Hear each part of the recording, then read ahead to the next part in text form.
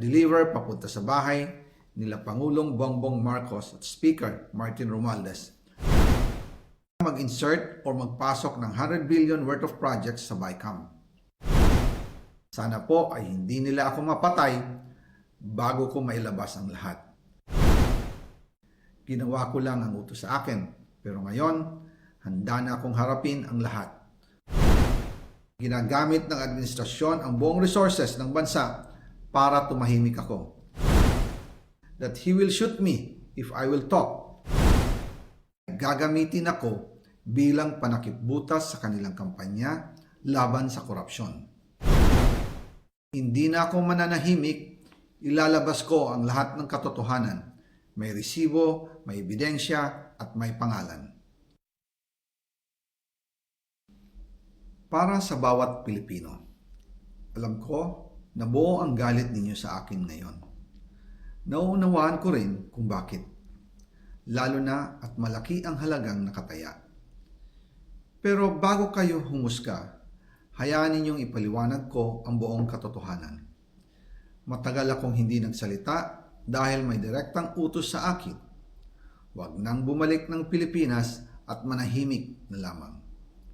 Umalis ako noong July 19, 2025 para sa aking medical check-up. Nakaplanong bumalik pagkatapos ng SONA ni Pangulo. Pero habang papauwi na ako, tinawagan ako ni dating Speaker Martin Romualdez at sinabihan, "Stay out of the country. You will be well taken care of as instructed by the President." Noon naniniwala pa ako sa kanila, kaya't hindi ako bumalik. Tumikom ang aking bibig, sumunod ako, pero ang hindi ko alam, ang ibig pala nilang sabihin sa aalagaan ka namin ay gagamitin ako bilang panakipbutas sa kanilang kampanya laban sa korupsyon. Ginawa nila akong poster boy ng kanilang sariling kasinungalingan. Ngayon, hindi na ako mananahimik, ilalabas ko ang lahat ng katotohanan. May resibo, may ebidensya, at may pangalan. Nagsimula ito nung tumawag si Sekmina Pangandaman sa akin nung nag-umpisa ang BICAM process last year, 2024. Ang sabi niya, katatapos lang ng meeting nila ni Pangulo at may instructions na mag-insert o magpasok ng 100 billion worth of projects sa BICAM. At sinabi pa ni Sekmina, you can confirm with Yusek Adrian Bersamin dahil magkasama sila sa meeting ni Pangulong BBM noong araw na yon.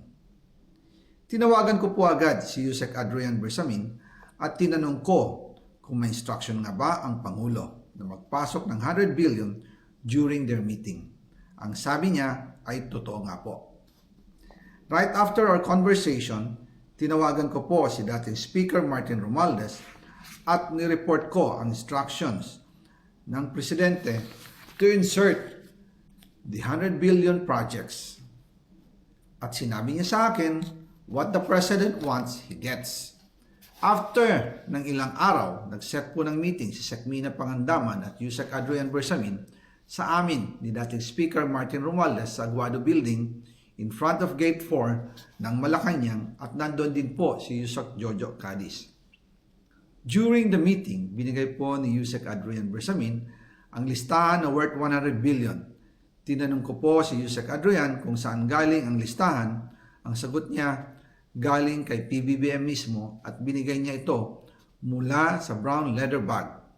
Nung sinabi po ni Yusek Adrian Bersamin, yung brown leather bag, naalala ko noong nasa Singapore kami right after the elections of May 2022 sa Hilton Hotel, kami ni dating Speaker Martin and PBBM habang pauwi at pabalik ng Pilipinas, hinabol ng PSG ang brown leather bag at ang sabi ni PBBM, maiwan na lahat, wag lang ang brown leather bag.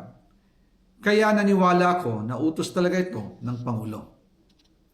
Pagkatapos ng ilang araw, I informed sina dating Speaker Martin Romualdez, Sekmina Pangandaman, Yusek Adrian Bersamin, and Yusek Jojo Cadiz na kung pwede 50 billion lang ang ipasok sa program funds dahil so sobra ang DPWH funds versus sa DepEd. In practice, hindi pwede na mas malaki ang budget ng DPWH kaysa edukasyon.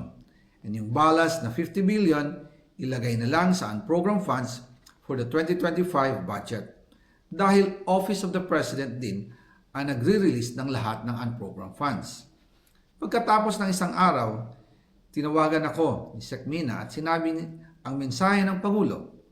Ipasok ninyo yan dahil pinangako na sa akin ni Speaker Martin yan at hindi na pwedeng baguhin.